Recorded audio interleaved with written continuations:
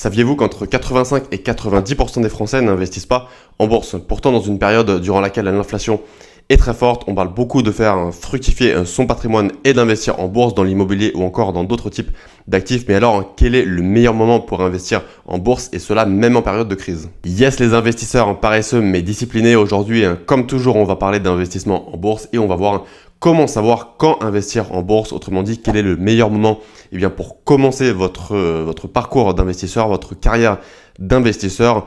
Quel est le meilleur moment pour commencer à investir en bourse, même si aujourd'hui vous n'avez aucune connaissance. Je rappelle que cette vidéo a pour but éducatif et informatif uniquement. Elle n'est que mon avis et ne constitue en aucun cas un conseil en investissement. Alors si vous n'investissez pas en bourse aujourd'hui, vous vous demandez probablement quel est le meilleur moment pour commencer à investir en bourse. Est-ce qu'il faut attendre une chute du marché? Est-ce qu'il faut acheter pendant une crise, ou au contraire durant une période pendant laquelle les cours sont en train de monter? Alors je ne vais pas maintenir le suspense très longtemps. Le meilleur moment pour investir, c'est le plus tôt possible, autrement dit maintenant. Il y a d'ailleurs une célèbre phrase parmi les investisseurs qui dit que le meilleur moment pour commencer à investir en bourse, c'était il y a 10 ans, et le deuxième meilleur moment, c'est maintenant. Autrement dit, plus vous commencez tôt à investir, plus vous allez gagner de l'argent et profiter de la bourse pour faire fructifier votre patrimoine. La principale raison est que les marchés financiers sur le long terme augmentent. Quand on regarde par exemple le S&P 500 ou encore le MSCI World, même s'il y a des cracks boursiers, même s'il y a des baisses, les niveaux ne font que monter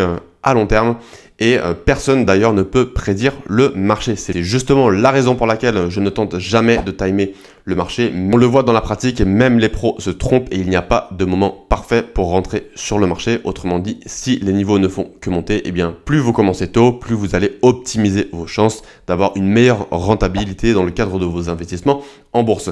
En fait, les marchés montent, les marchés descendent, les marchés repartent, et nous, on reste paralysé si on cherche à timer le marché. C'est la raison pour laquelle je ne cherche jamais à timer le marché. Alors avant de rappeler la stratégie que moi j'ai en bourse, je mets quand même un gros disclaimer. Si je dis d'investir le plus tôt possible, il faut tout d'abord se former, il faut tout d'abord vous former, comprendre comment la bourse fonctionne, comment acheter un ETF ou une action, quels sont les courtiers en ligne, les brokers qu'il faut privilégier pour avoir déjà les frais les plus faibles possibles et avoir une bonne réglementation, puisque si vous mettez votre argent sur des courtiers en ligne, il ne faut évidemment pas utiliser n'importe quel courtier. Mais une fois que vous êtes formé, notamment par exemple via les vidéos que je partage régulièrement sur ma chaîne, vous pourrez commencer à passer à l'action avec une stratégie safe et de long terme. Une fois que vous êtes formé, vous pouvez passer à l'action. Alors bien sûr, chacun aura sa stratégie, et cette vidéo n'est pas un conseil en investissement, comme je le rappelle toujours en début de vidéo. Mais si vous souhaitez connaître ma stratégie,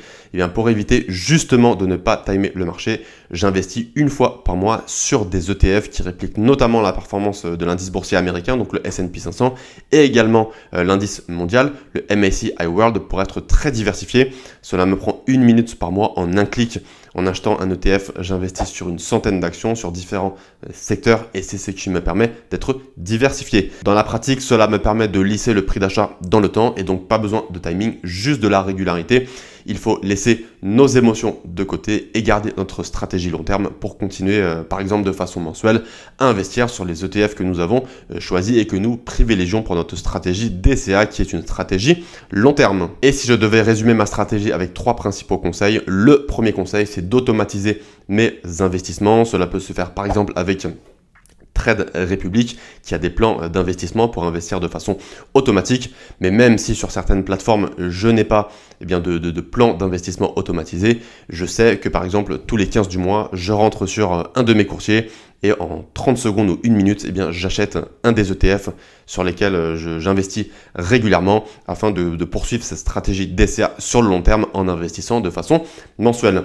Le deuxième conseil de ma stratégie, c'est de choisir un ETF large et diversifié. Donc j'ai déjà parlé du S&P 500, du MSCI World.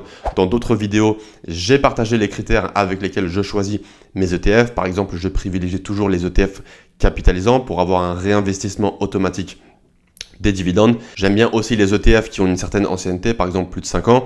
J'aime bien quand il pèse un certain poids, par exemple plus de 500 millions. Et voilà, j'ai d'autres critères, donc n'hésitez pas à aller voir mes vidéos sur le sujet.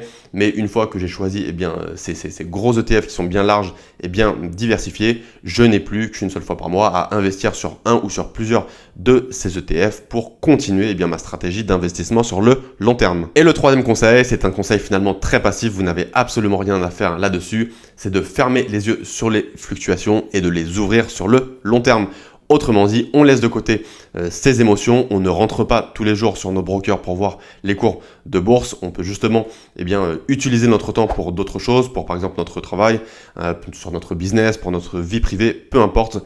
Mais c'est une stratégie intéressante puisqu'avec moins d'efforts, vous aurez plus de résultats. C'est la raison pour laquelle je me qualifie d'investisseur paresseux mais discipliné, car je suis régulier sur plusieurs années. Ça fait bientôt une dizaine d'années que j'investis en bourse et je ne suis pas prêt d'arrêter au vu des résultats que j'ai jusqu'à maintenant. Donc une fois par mois, j'investis et je laisse le temps faire son travail pour faire fructifier mon patrimoine de façon extrêmement passive. Vous l'avez donc compris, quand acheter des actions, si vous êtes formé, achetez-les le plus vite possible. Mais cela demande bien sûr d'être formé pour ne pas acheter n'importe quelle action ou n'importe quel ETF. Et si vous souhaitez adopter cette stratégie d'investissement DCA, n'hésitez pas à vous abonner à la chaîne car je partage beaucoup de conseils pour optimiser et surtout bien comprendre cette stratégie. Voilà pour cette vidéo, vous savez maintenant comment savoir quand investir en bourse. Moi personnellement, j'ai décidé d'investir tous les mois, mais si vous avez une autre stratégie ou même si vous avez la même stratégie, n'hésitez pas à m'en parler en commentaire, je réponds à tous les commentaires. Je vous dis à très bientôt, salut!